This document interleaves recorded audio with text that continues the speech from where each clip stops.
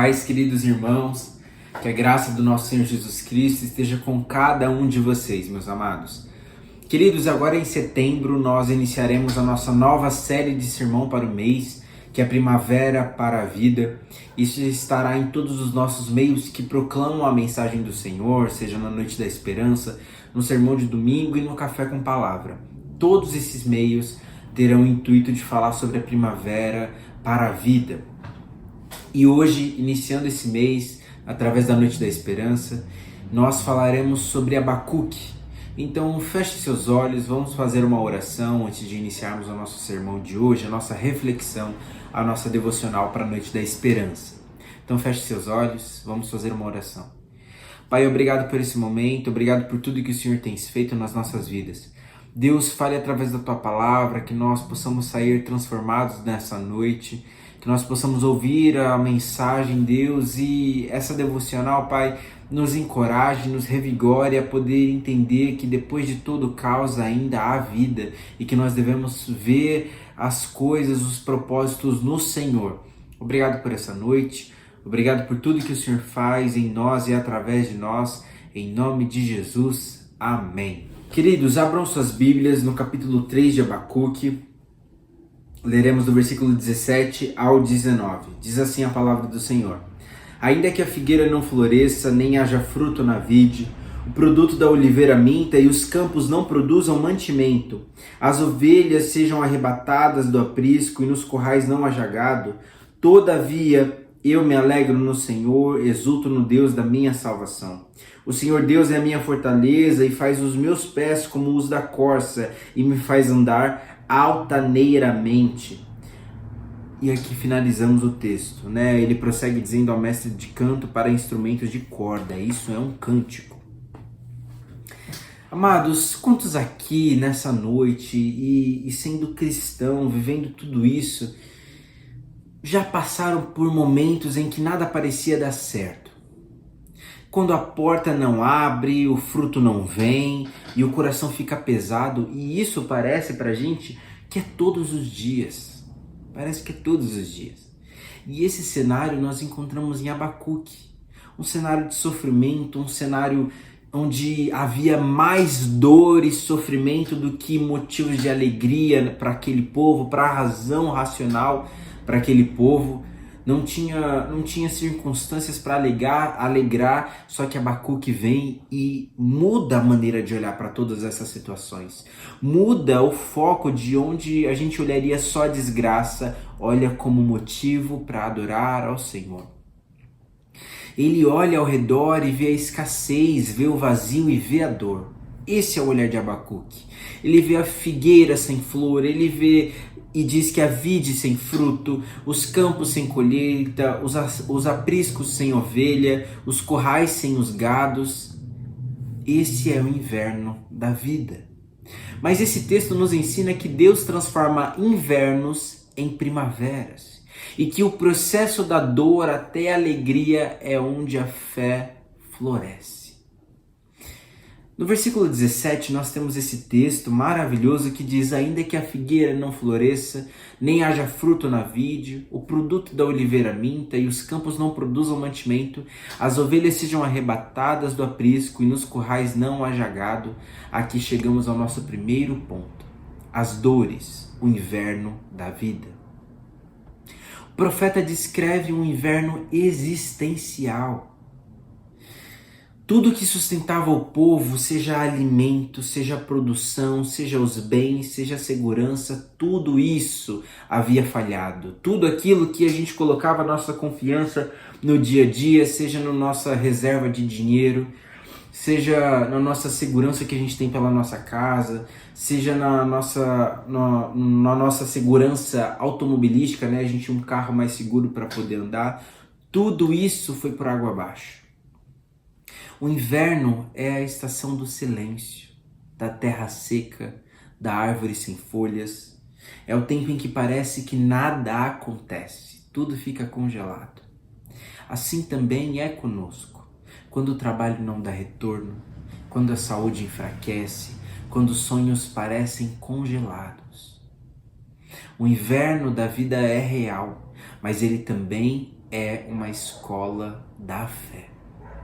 Chegamos aqui ao nosso segundo ponto, que são as dores que nos tornam mais fortes, ou seja, o inverno que anuncia a primavera. O versículo 18 diz: todavia eu me alegro no Senhor, exulto no Deus da minha salvação.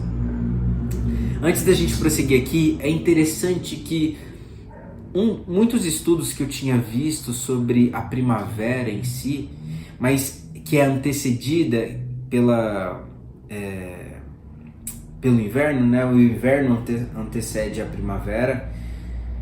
E uma das coisas mais interessantes das pesquisas que eu tinha feito sobre a relação do inverno com a primavera e essa transição é que quando está próximo da primavera, quando está próximo das árvores florescerem, né, de vir essa mudança de estação, o inverno se torna mais intenso ainda nos seus últimos dias, quando acontece essa transição.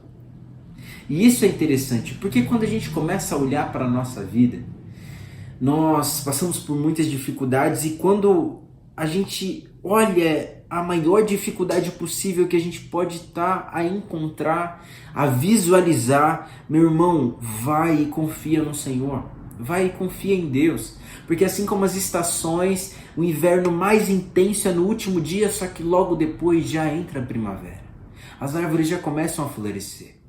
E aqui nós entendemos que essa é a virada que nós temos no texto. Abacuque não ignora a dor, mas escolhe uma postura totalmente diferente. Adorar mesmo no inverno.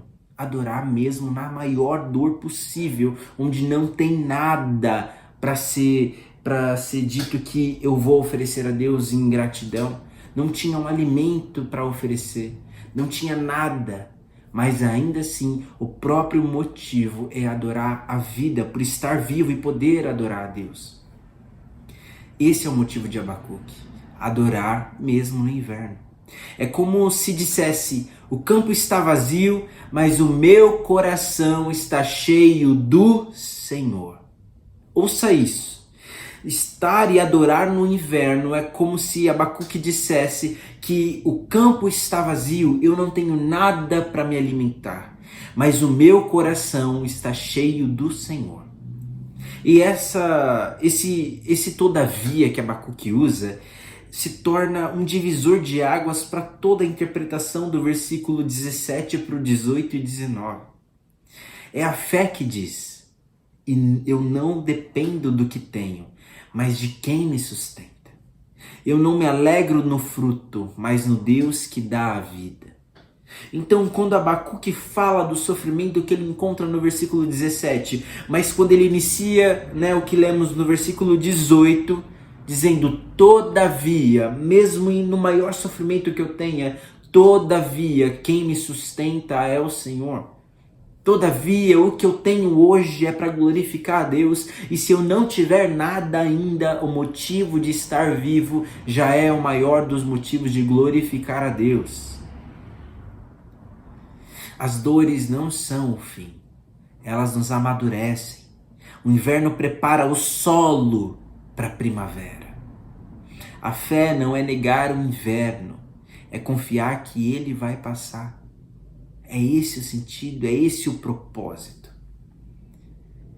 Chegamos no nosso terceiro ponto, que diz: o que desabrocha e se revela é o que eu cultivei, ou seja, a primavera da fé. No versículo 19, quando nós finalizamos essa leitura desses 3 versículos, ele diz assim no último: o Senhor Deus é a minha força, e Ele fará os meus pés como os da corça, e me fará andar sobre os meus lugares altos, ou como diz aqui na outra versão, me faz andar altaneiramente. Aqui é onde nós vemos que a fé floresce como a primavera. No versículo 17, nós vemos o inverno e Abacuque relatando o inverno onde só há seca, onde há a maior dor do mundo para Abacuque, a maior dor em olhar aquilo, E no versículo 18 ele diz que ainda assim, e aí aqui nós começamos a transição do inverno para a primavera, ainda assim na maior dor eu adorarei ao Senhor. E chegamos no versículo 19, onde a primavera chega, que é quando Abacuque entende que é Deus quem é a força. Abacuque declara isso com a maior clareza do mundo, adorando ao Senhor e declarando sobre Deus tudo aquilo que ele tem.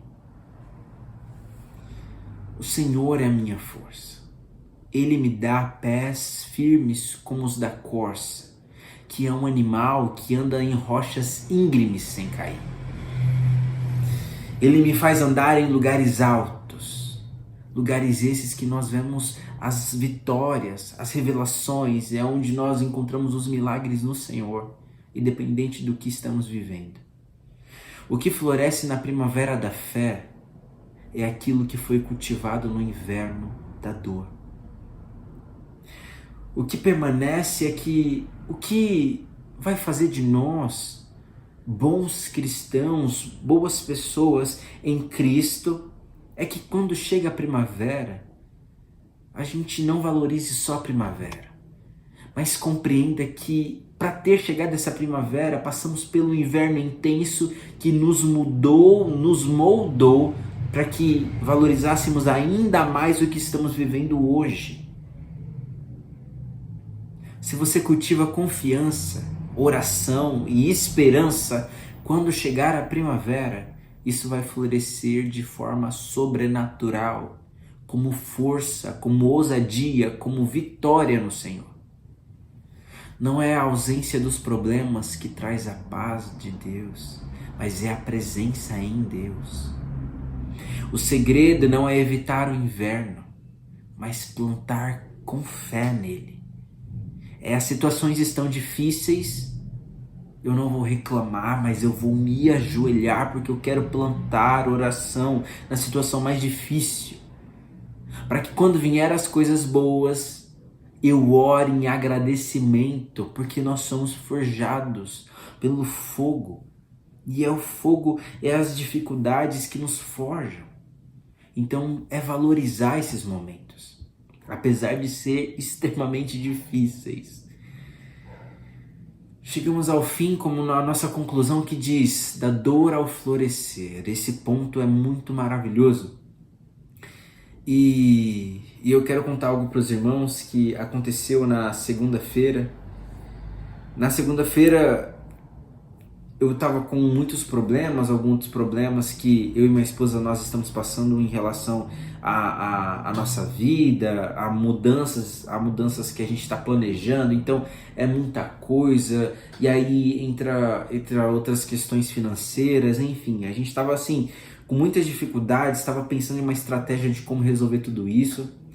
E aí quando eu estava vindo aqui para a igreja, né, na segunda-feira para estar aqui junto com o pastor que eu venho, às 2 horas da tarde, foi interessante que no meio do caminho eu coloquei uns louvores e eu comecei a adorar a Deus, aí eu chorei, aí eu falei assim, Deus, de todas as maiores dificuldades que a gente não tem a dificuldade de não estar com você, sabe, de não ter o Senhor e não ver que o Senhor é quem provê as coisas. Porque hoje nós estamos vivendo só do ministério porque é o Senhor que provê. Mas não só do ministério, hoje o que você, meu irmão, tem em casa é porque Deus permitiu que você tivesse. É porque Deus foi provisão ali, porque Deus está contigo permitindo com que isso aconteça. E aí, vindo aqui para a igreja, eu vim falando isso assim, falei assim, Deus, então tá tudo nas suas mãos, sabe? E aí eu falei com a minha esposa sobre isso, olha amor, tá tudo nas mãos de Deus, então a gente só confia e a gente segue. Vamos fazer o nosso, que Deus está fazendo dele. Deus já está fazendo dele há muito tempo. As nossas preocupações, as nossas ansiedades que colocam as coisas muito à frente da outra. E aí eu cheguei aqui na igreja, e aí eu conversei com o pastor e tudo mais, e mudou meu dia isso. Eu senti a paz de Deus. Eu estava tranquilo, em relação a todas as dificuldades, eu estava tranquilo. E quando chegou na segunda-feira à noite, ao sair da faculdade, uma amiga minha tava passando muito mal e aí eu levei ela no hospital. Porém, no caminho de ir para o hospital, eu errei o trajeto ali quando a gente saiu do Anhangabaú que a gente precisa passar pela Igreja Deus e Amor para passar paralelo ao elevado para a gente cair na radial. Eu errei esse trajeto porque o GPS, eu não sabia ir para o hospital dela, então o GPS me fez pegar um outro caminho que era para passar por debaixo do elevado. E para os irmãos que conhecem, 11 horas da noite, passar ali debaixo do elevado só tem você e só você. Só você e você e muito ladrão, muita gente que rouba ali, né? Então ali era um perigo. E eu tava andando com ela e eu não sabia o caminho, e olhando no GPS ali no celular do carro e tudo mais, olhando nisso e não sabia onde eu tava e fazendo os trajetos ali. Quando chegamos em um farol que só tava a gente, mais uns 2, 3 carros num breu que só ali debaixo do elevado, que era um pouquinho porque a gente teve que fazer um trajeto maluco ali, que o GPS jogou a gente, ali num deserto que tava tudo escuro. Eu fui olhar no painel, no celular assim, né, que tava no painel do carro, o trajeto que eu ia fazer, e veio um barulho absurdo no vidro e um cara batendo assim com tudo no vidro para tentar estourar o vidro para roubar o celular, a bolsa que tava com a minha colega Carol, a bolsa dela que tava com o notebook, essas coisas, mas tipo assim, para estourar o vidro do carro e roubar o que tinha dentro. E o barulho foi ensurdecedor, meus irmãos, ensurdecedor. E nisso que ele jogou a pedra assim, não sei se era uma pedra, não sei se era uma vela de carro, mas quando bateu, estourou só o meu retrovisor do lado direito, estourou o retrovisor, só que o carro ficou intacto. E aí ele saiu correndo assim e tudo mais, e aí quando eu saí com o carro, eu comecei a dar risada assim pra Carol, eu falei assim, poxa, o cara vem me roubar, gente, tipo assim, eu fiquei pensando, poxa Deus, que isso? Mas eu falei assim, amém, sabe, eu sou guardado por Deus, quem dá o carro é Deus, sabe, e Deus protegeu, porque na hora que a gente parou, que eu deixei ela no hospital, ela passou o dedo assim no vidro, na onde tinha pego a pancada da pedra, não fez nada, ela tirou o pó assim como se fosse nada no vidro do carro, né, da porta. Só tinha zoado o retrovisor, mas isso é totalmente de menos. E no dia seguinte, ela me mandou mensagem e falou assim, Isaac, olha aí na Record. E tava passando reportagem sobre exatamente essas pessoas que estouram os vidros e roubam as coisas dentro do carro. E nisso as pessoas indo muito acidentadas para dentro pro hospital, porque as pedras pegavam e machucavam a pessoa, estourava vidro, rasgava as pessoas lá e tudo, e ia machucar ela, né, pela pancada, porque foi absurdo. O carro balançou porque veio o rapaz junto, né, porque ele vinha estourar também junto para entrar, então ele bateu no carro junto com a pedra, só que o carro não abriu, o vidro não estourou e ele voltou correndo. Então, meus irmãos, isso me fez perceber tudo que nós temos é Deus. Os livramentos, e nós temos a permissão de Deus para poder viver, para glorificar o nome dele, para poder contar esses testemunhos de livramento que Deus nos dá para poder adorar ele, mesmo na maior dificuldade que nós temos. E quando nós olhamos a história de Abacuque, não tendo nada ao seu redor, ele ainda assim encontra o próprio motivo de adoração, sendo a sua boca clamando a Deus e dizendo que é Deus que, assim como a corça, faz com que ele consiga se equilibrar nos lugares mais difíceis. É Deus quem nos coloca e nos dá o alimento na mesa. Independente da nossa condição financeira, Ele é o único Deus que faz com que nós possamos viver. Então, essa situação do carro, eu até dei risada com a Carol assim, e ela estava desesperada. Mas eu dei risada porque quando nós vemos Deus nas maiores dificuldades, claramente o inimigo não se agrada, Satanás não se agrada disso, e ele tenta tirar nossa paz. Então, meus irmãos, na maior dificuldade que você está agora, glorifica a Deus. Glorifica a Deus, encontre a paz no Senhor, porque essa paz vai ser encontrada, e você tem que dar glória a Deus, e você levanta e está difícil, glória a Deus.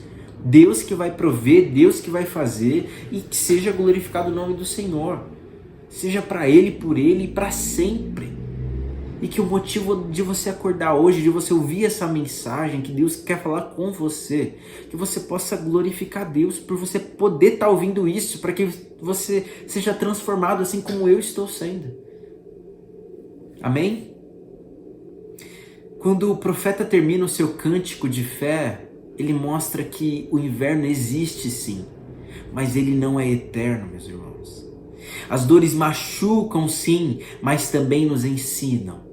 O vazio é real, mas ele não define a nossa alegria. Porque a nossa alegria é do Senhor, a nossa alegria é no Senhor. O que define a nossa vida é quem está conosco no inverno e quem faz nascer a primavera dentro de nós. Então hoje eu quero te dizer, meu irmão, o Senhor é a tua força. Ele é quem vai te sustentar, vai te levantar e vai te colocar nos lugares altos. Apenas confie nele em meio às dificuldades. Confie apenas nele. Então, para essa semana, para esses dias, para esse final de semana, para essa noite da esperança, eu te pergunto, qual é o inverno que você está vivendo? O que você tem cultivado nesse tempo? Murmuração ou fé? O que você espera colher nessa primavera que virá, que entraremos? O que você espera colher nisso? Passamos por esse período de jejum e oração, e o que iremos colher após esse processo? Iremos colher sensibilidade, intimidade com Deus, ou deixamos tudo de lado no momento que era para termos plantado e agora continuamos ainda não desesperados, mas insensíveis à palavra do Senhor? Queridos, que Deus te abençoe, que Deus use você na sua casa, que não seja só mais um vídeo da Noite da Esperança que você está ouvindo. Mande isso para alguém, manda, compartilha, faça com que as pessoas ouçam a palavra de Deus e compreendam que Deus é maior do que qualquer dificuldade que elas estão passando. Amém? Deus abençoe sua vida, meu irmão. Feche seus olhos, vamos fazer uma oração rapidinho. Pai, mais uma vez eu te agradeço, Deus. Não tem como não sermos gratos, Pai, por vermos que nós estamos tendo o dom da vida para poder te glorificar, Deus. Então, todas as vezes, obrigado, Pai. Obrigado por tudo que o Senhor tem feito por nós. Senhor, nos use, que nós possamos também compartilhar esses vídeos da Noite da Esperança para que outras vidas sejam alcançadas, sejam abençoadas, sejam transformadas, sejam curadas, sejam abraçadas pelo Teu amor, pelo Teu Espírito e pela Tua unção, Senhor. Pai, que o Senhor nos use cada vez mais para levar o Teu Evangelho além dos portões, além das nossas vidas, Senhor Deus. Pai, que o Senhor nos use para fazer a transformação na vida daqueles que o Senhor quer, Senhor Deus. Obrigado por tudo que o Senhor tem feito, que o Senhor traga para nós essa paz, essa compreensão e essa sabedoria, Pai, de ver o Senhor em cada detalhe, o Senhor em cada circunstância, Deus. Obrigado por mais uma vez podermos estar aqui para louvar ao Senhor e ouvir uma mensagem dos céus, uma mensagem do Senhor, não minha, mas do Senhor. Que o Senhor me use, que o Senhor use os nossos ouvintes e que nós possamos ser um povo mais sensível à Tua palavra e compreender mais o Teu Espírito e o Teu poder, Pai. Em nome de Jesus, amém. Amém, queridos. Fiquem com Deus, que Deus te use, Deus te abençoe, que, meu irmão, você saia daqui engajado a fazer a transformação nessa terra.